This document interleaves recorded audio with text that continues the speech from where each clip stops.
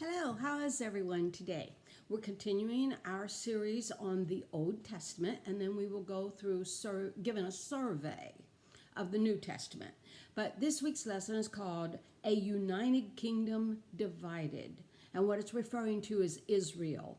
Israel under King David and his son Solomon it was all one.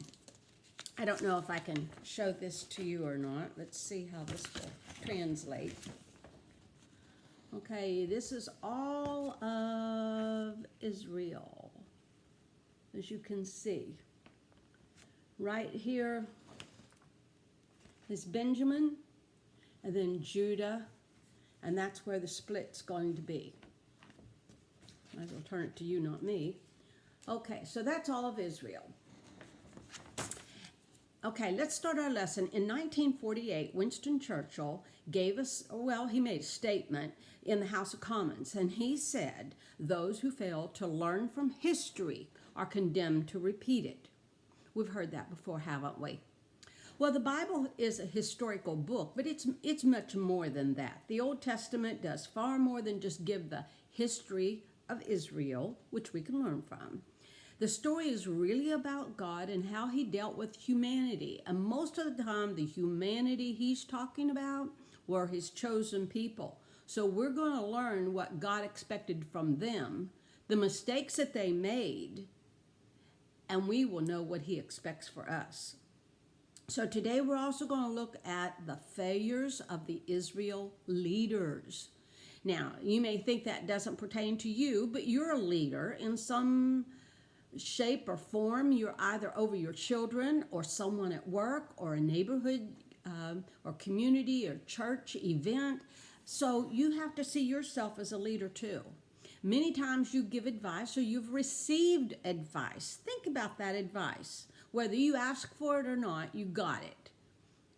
And it could have pertained to your faith, your career, an event or facet of your life. What did you do with that information? And did you receive bad advice possibly? How did you know it was bad advice? But once you get the advice, you have to make a decision. So you alone, you can get information from people, advice from people, but you make the final decision. Ungodly decisions have terrible consequences, and that's what this lesson is going to concentrate on. Rehoboam. He was Solomon's son, and he was king over Israel, and he made a decision that's going to divide Israel, the kingdom of Israel. And his bad decisions were made despite the promise that God had given David, which was a promise based on the condition of godly living. I will take care of you, I will prosper you, I will protect you. All you have to do is follow my commands. And we know very few kings of God's people followed his commands.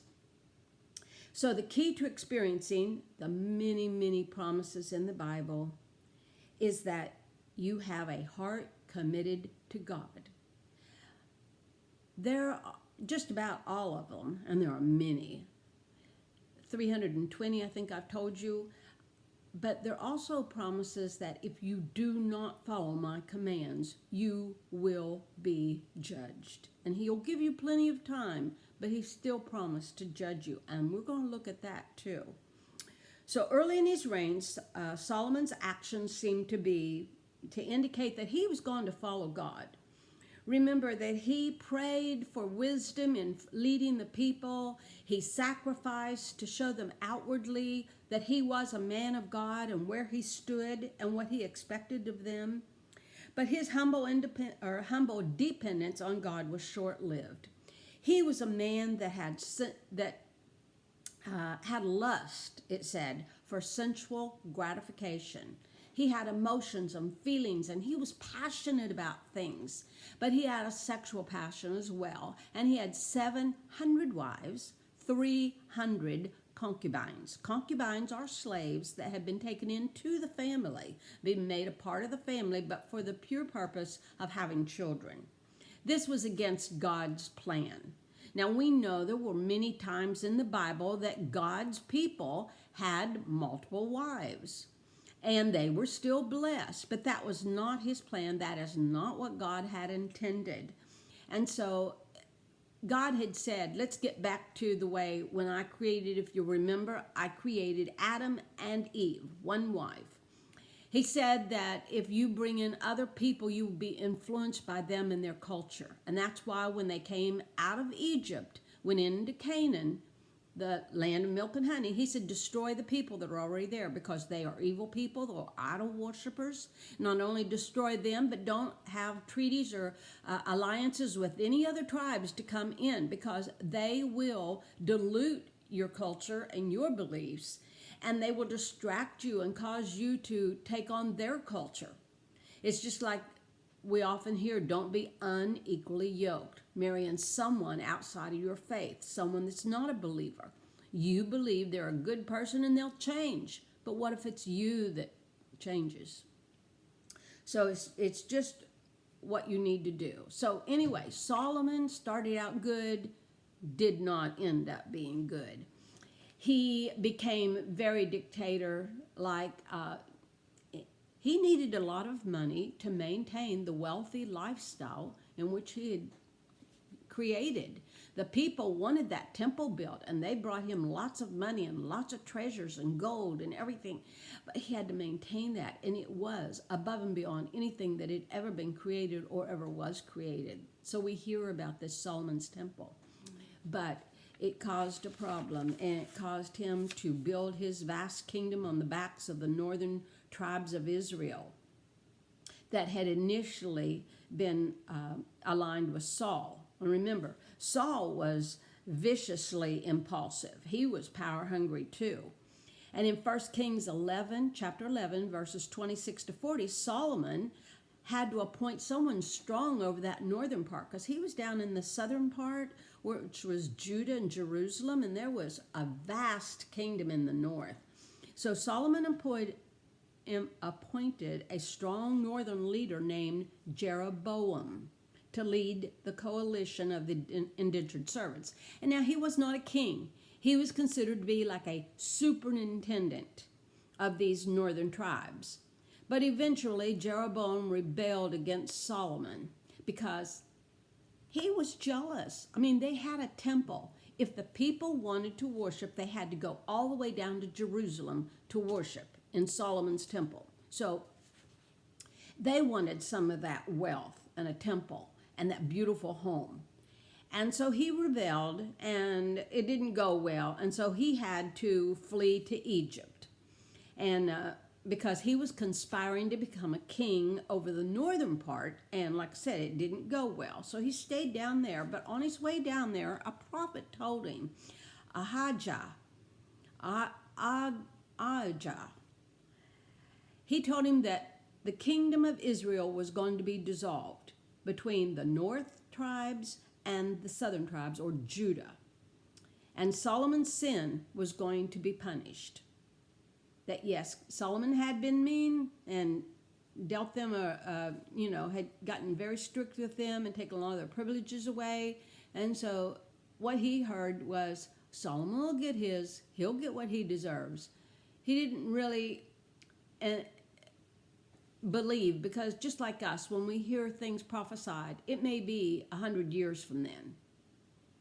So anyway, this is what he heard. Well, most people seek, let's go into evil counsel divides a kingdom. How did this division take place?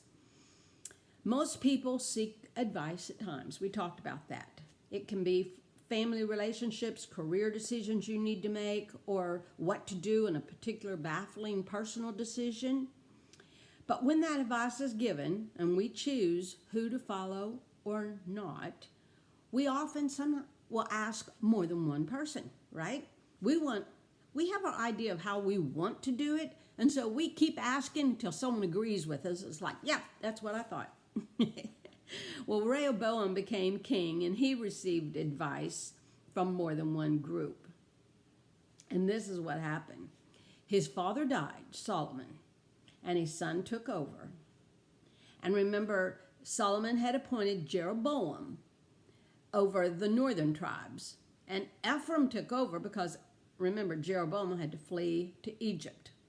Well, now that Solomon died, Jeroboam came up representing all the northern tribes. Apparently, he knew that he could take over anytime he wanted to. So he came in representing the northern tribes, and he petitioned Rehoboam to lighten the burdens that Solomon had put on them. He'd started taxing them more, and he said, we'll still follow you, and I won't rebel anymore. And I'll go back up and I'll run the northern part if you'll just get him to lighten up, take back some of the things Solomon had put on them. Well, Rehoboam sought wise counsel because his father had older men that were his counsel, and so he went to them regarding the unfair treatment of the northern tribes. And they told him that, yes, you should listen to what they had to say and decide if you need to lighten their load, but you need to be fair with them.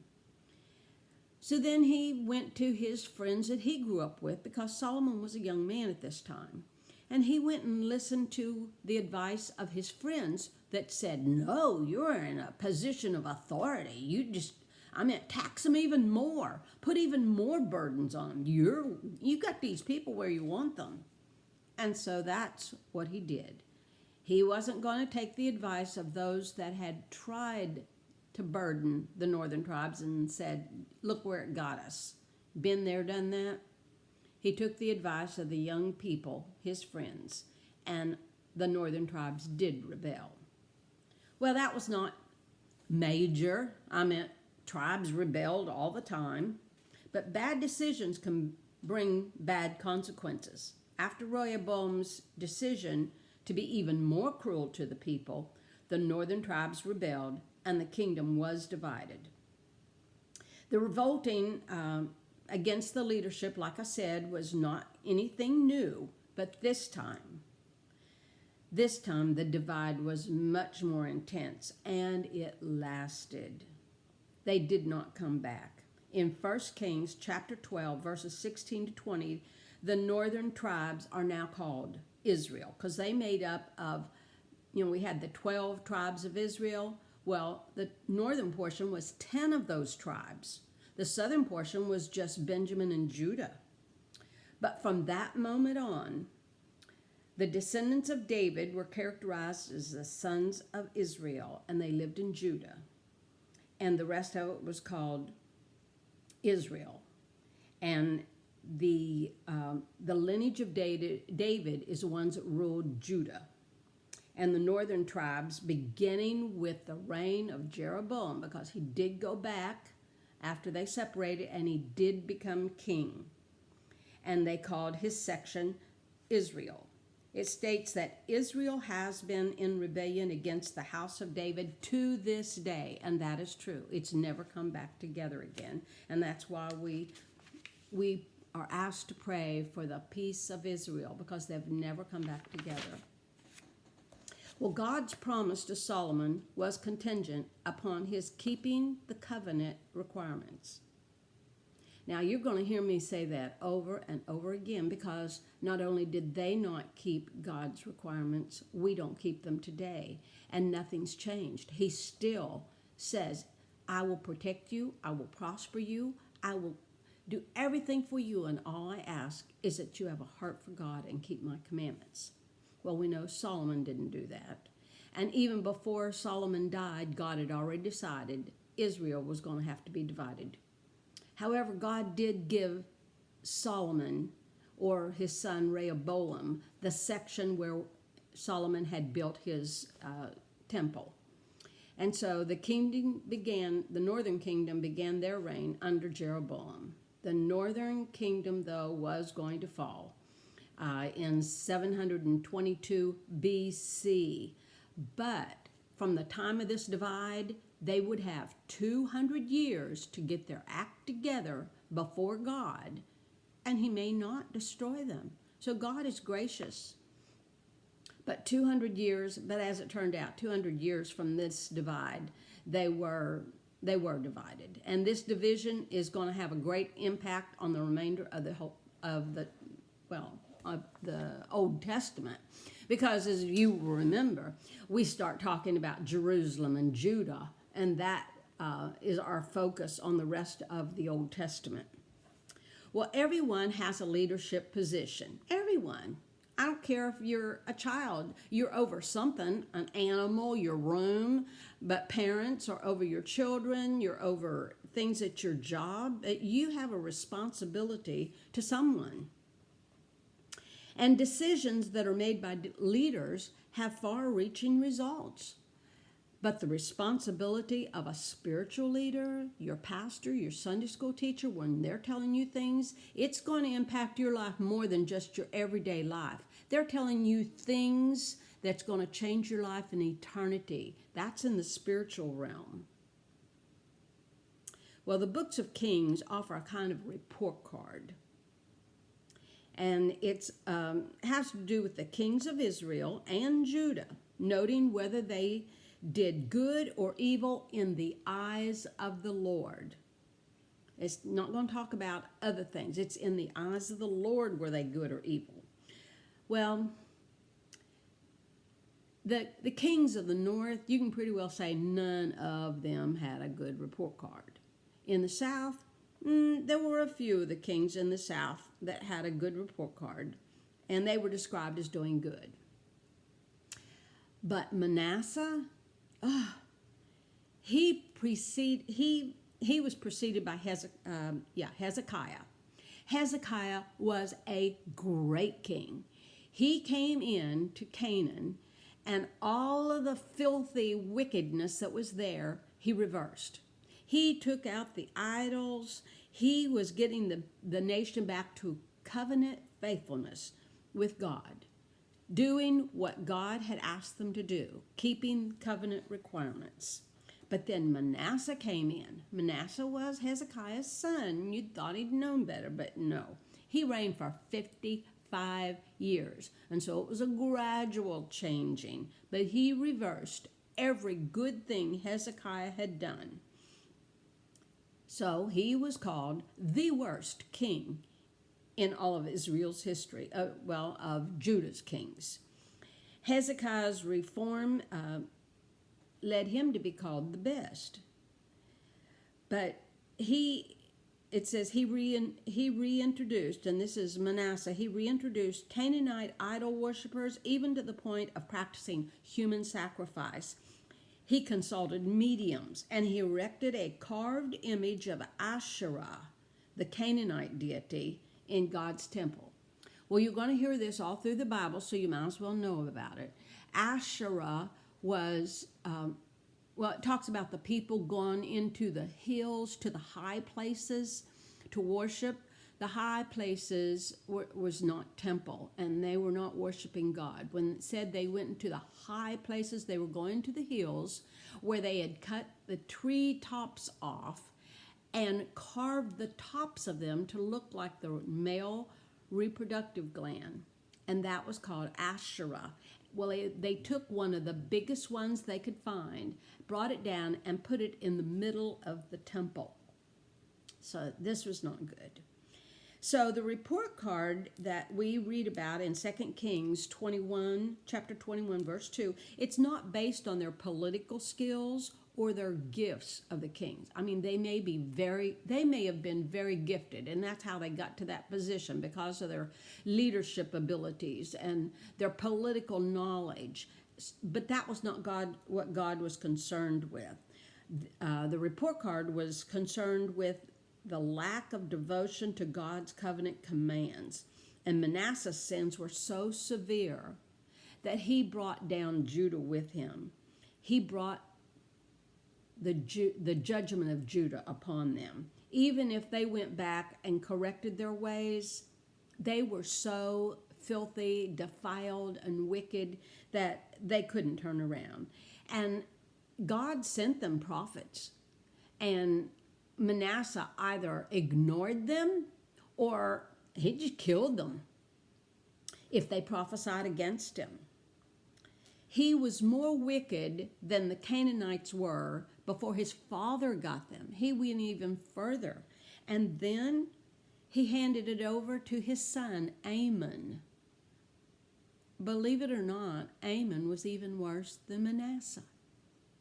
But he was so wicked that I think his wives killed him. At any rate, he was assassinated 2 years after he took reign. He was a king for 2 years. He became a king when he was 20, and he was dead by 22. But he had a son, Josiah, and different priests took him to raise, because he was only 8 years old when his father died. And he was a good king. He was a reformer, but he could only delay the judgment for a period of time. Judgment was going to come to Judah. The sins of Josiah's predecessors, Manasseh and Amon, could not be overlooked. They were so bad. So Josiah died when he was 40. God did not allow him to see everything that he changed be destroyed again, and all of the idolatry returned. So he died before he had to see all of that. But this next section is called Josiah Leads Judah Back to God.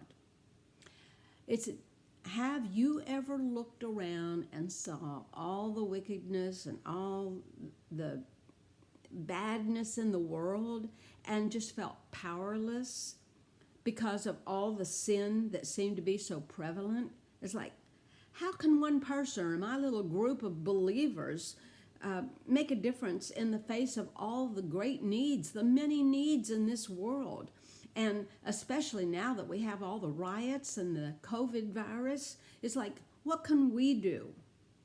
But that's the world that Josiah came into. And now he was over it. He stepped into a society that was degraded by sin. But he was the one in power. He had inherited all of this from his ancestors. This is what they gave him. But he reformed it. So if people use the excuse that I could never come to God because I just wasn't raised up like that. My parents didn't raise me like that, and it was too hard for me to receive it. Well, Josiah wasn't raised that way either, but he changed. And his environment was so wicked, but he changed it. King Josiah demonstrated how one man devoted to God can change the course of his nation. And as you might imagine, his report card was unmatched by any other king, declaring that he followed completely the ways of the Lord. He said, I'm not going to turn to the left or to the right. I'm going to follow God no matter what. And one of the priests under him was Hilkiah. The priest had gone into the temple when Josiah had decided to refurbish the temple, because no one went there anymore. It was degraded. Remember, it had Asherah in it. It was run over by animals. And he decided to refurbish the temple because it had been so neglected. Well, when the priest went in there, he found the book of the law. And it was dirty.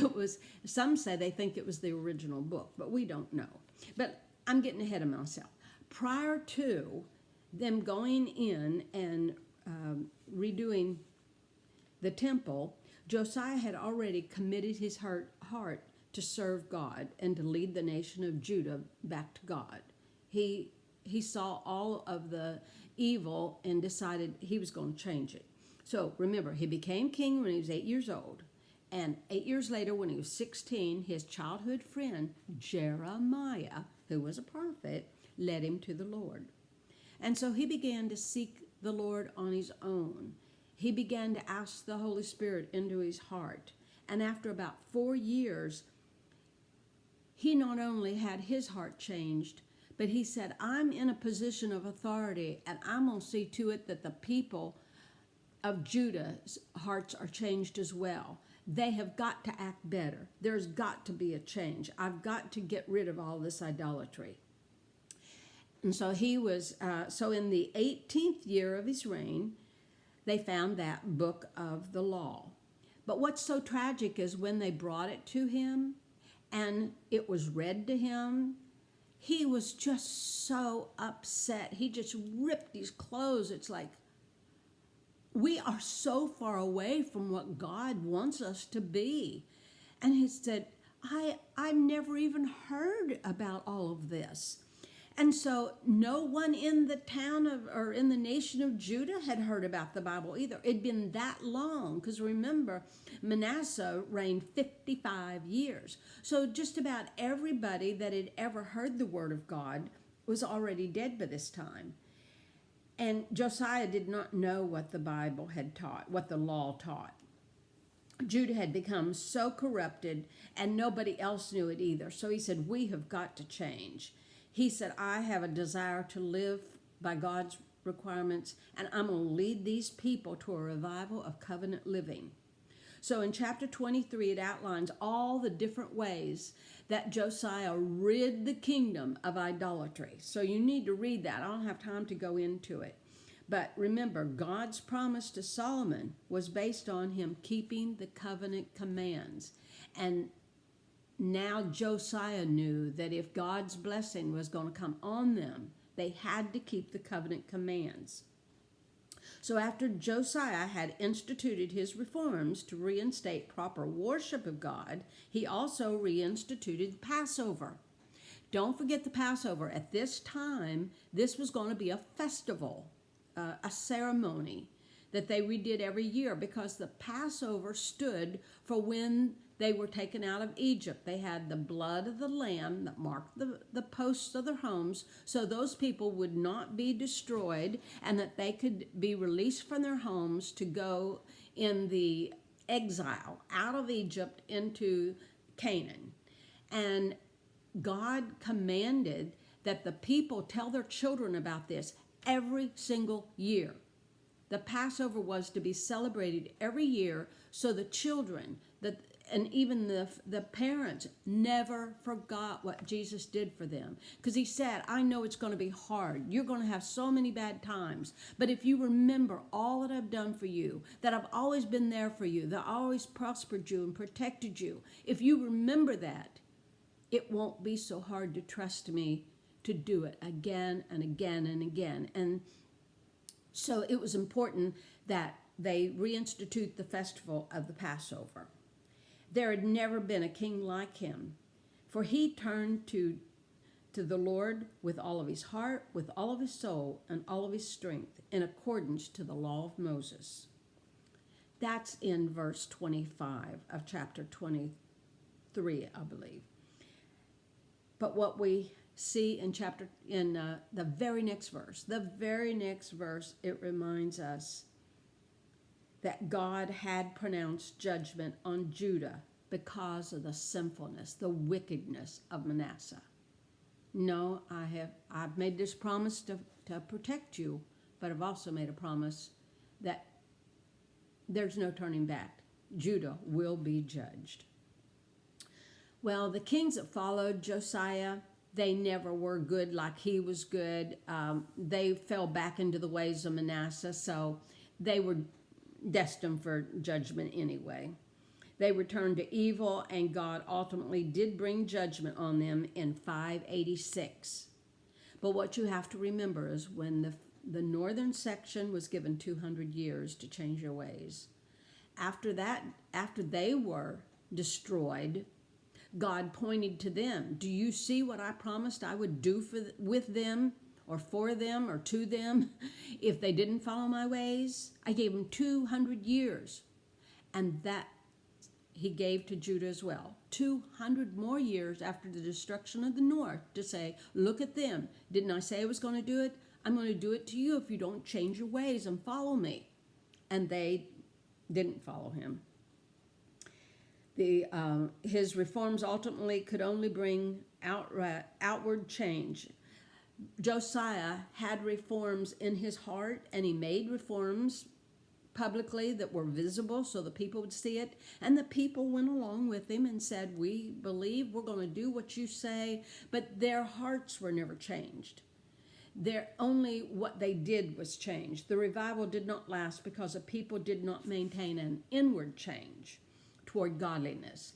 They tried, It says they didn't maintain it, so they had to have had it at one point. Well, Israel is punished for their disobedience. God is gracious and merciful, and he is holy, and he said, I promise you, I will give you peace and prosperity in your land.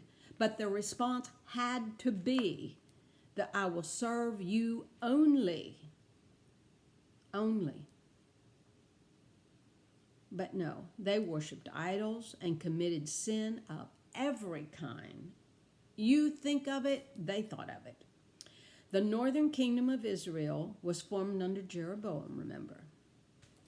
And it was around 920, so essentially included all the tribes except Benjamin and Judah. The history of that kingdom is marked by violence. They had abandoned their faith of their religion. They had forms of idolatry. We find an accounting of all the ways that Israel had forsaken that stipulation to keep God's covenant in 2 Kings 17, 7-23. And there's one passage in there that begins with a familiar reminder of God's deliverance from Egypt. It told them, don't forget me, how I delivered you from Egypt. And it goes through, and then in spite of the fact that God had blessed them in the beginning, Israel embraced the customs of the Canaanites. See, they got to Canaan, and God had followed them through the Red Sea, the parting of the Red Sea, miracle after miracle, feeding them. But they ended up following the customs of the Canaanites. They built pagan places of worship and made sacred pillars to Asherah, and they served Baal. There's a phrase that's repeated throughout the Old Testament, is that they worshiped on every high hill and under every spreading tree. Basically, they worshiped everywhere but the temple. The highest hills, the lowest trees. And that's a sad declaration. It's letting you know the vast extent to this idolatry. And the great sin of Jeroboam is he just didn't let it go there. He actually set up temples, or not exactly temples, but he made these golden calves in the cities, the biggest cities in the north and in the south, Dan and Bethel, and he put golden calves in there, and that's what the people worshipped. Remember, he was jealous of Solomon because they didn't have any temples, so he created temples that the people could go to in the north of Israel and in the south of Israel, and those were their worship centers. These cities represented the kingdom of Israel, and in all of this, the kingdom of Israel practiced divination through the mediums. But in the end, because they did all of that, and God had given them that 200 years to get it right, but all they did was start images of idolatry that were even worse than what they had before. And in 722, the Assyrians came in and destroyed the northern part of Israel. They had that 200 years of grace, and they had plenty of prophets. They had they're named in the Bible: Elijah, Elisha, Micaiah, Amos. They all sought to turn Jeroboam and the people of northern Israel away from their wicked ways. And the sad reality is Joshua, when he came and brought the people out of Egypt into Canaan, Joshua, remember, told them every year, took them to Shechem and made all the people be there every year, almost like Passover, and he reminded them. He started at Genesis and told them everything God had ever done for them. And he said, you need to remember his promises, but you also need to remember his promise that if you do not follow him, he will judge you, he will destroy you. You need to remember that. And Joshua had always warned them. And remember, that's when Israel was all of 12 tribes. They weren't divided then. So all of Israel heard the judgment would come if they didn't follow God, if they forsook the covenant. Well, it's important to note that the covenant promises were a corporate nature.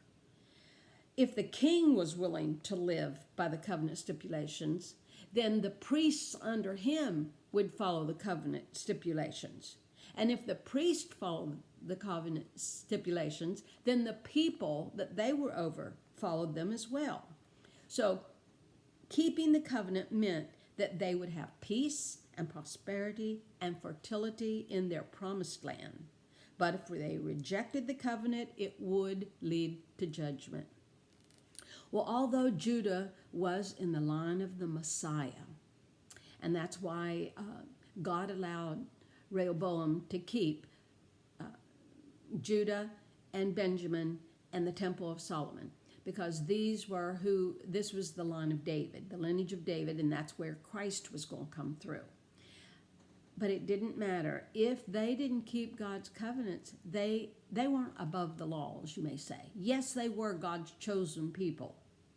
But he did not spare the kingdom from punishment if they disobeyed, and they did. A few of the kings received a passing grade on their report card, but they were not able to lead the people to serve God consistently. God's judgment upon the kingdom of Judah did come at the hands of the Babylonians. Now, this took about 3 different times. First, they took all the leadership and all of the prophets. Then they took the skilled laborers, and then they finally came after all the people and destroyed the temple. And I mean, they burned the land. There was nothing left. So Jerusalem did fall in 586, and like I said, we know the final verdict against the kingdom was a result of the sinfulness of Manasseh. Way back when Manasseh was so evil that God didn't even say, well, I'll give you some more chances. He'd given him too many chances, and he gave him 200 years to change their ways. But even more than that, it states in 2 Chronicles chapter 36 that the people despised the words of the prophets that came to them. So this wasn't even the kings. The kings may have listened, but the people said, we don't want to listen to that. So there was no remedy. In verse 16, just as God had judged the Canaanites by the hand of Joshua, Judah would now be judged by the armies of Babylon. Remember, Joshua went in to clean up the land, but the armies of Babylon took them into exile, and that's what happened. When they burned the land, they went into exile for 70 years. So it's interesting that the writer of Chronicles singled out a single prophet. Remember, I told you Josiah's childhood friend, Jeremiah. Well, Jeremiah is the one to whom King Zedekiah had humbled himself in verse 12 of chapter 36, 2 Chronicles. Jeremiah stated that the judgment of all the nations is in the hands of God, and he will do with you what he wants, what he sees fit. So the people's subservience to Babylon was part of that punishment that God had leveled against Judah.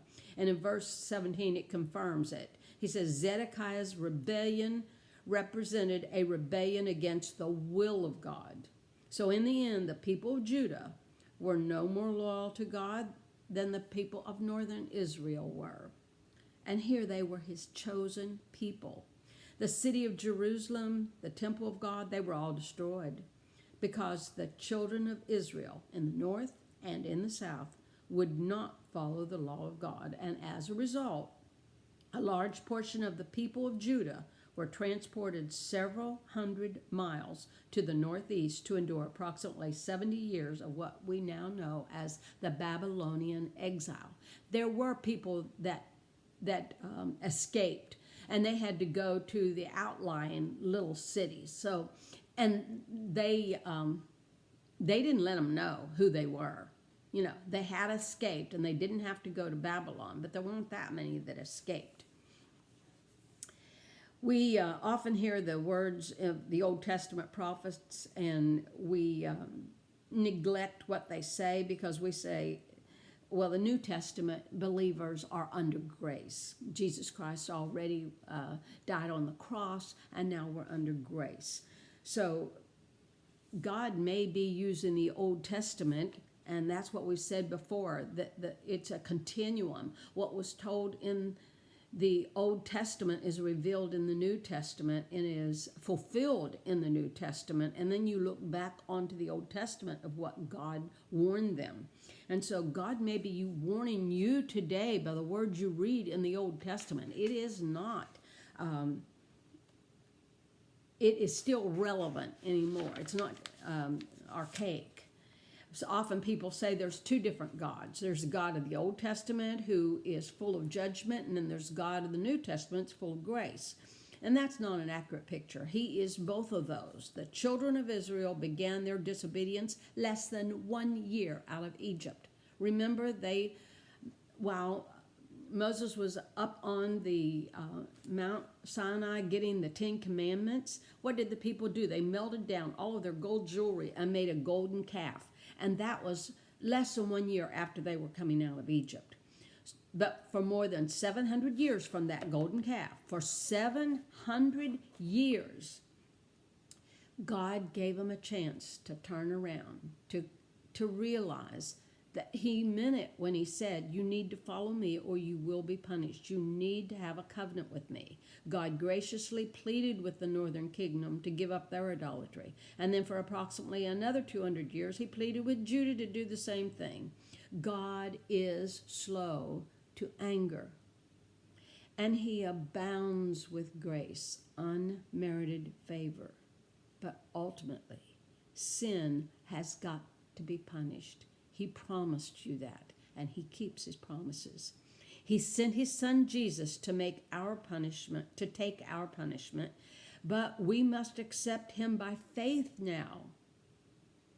We need to know God is up there, and yes, it's a spiritual realm, but you have to be able to receive Jesus Christ into your heart and allow him to change you and walk with him to benefit from his sacrifice. He made the sacrifice, but it is in the spiritual realm, not the physical realm. And so you have to have faith. Join us next week. We pray that you'll make godly decisions this week, that you will be responsible to help your family members and your children and your friends walk with God, and look for opportunities to share the gospel with everyone you meet. Next week's lesson is Wisdom from God. So I hope to see you then. Bye-bye.